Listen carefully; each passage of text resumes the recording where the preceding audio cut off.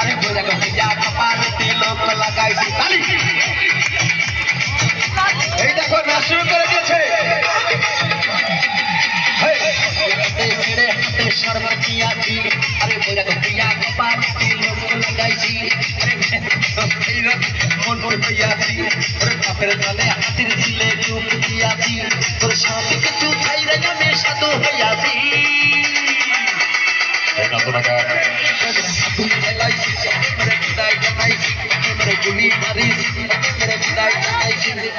আচ্ছা যাই হোক, সকলকে অনেক অনেক ধন্যবাদ। অনেক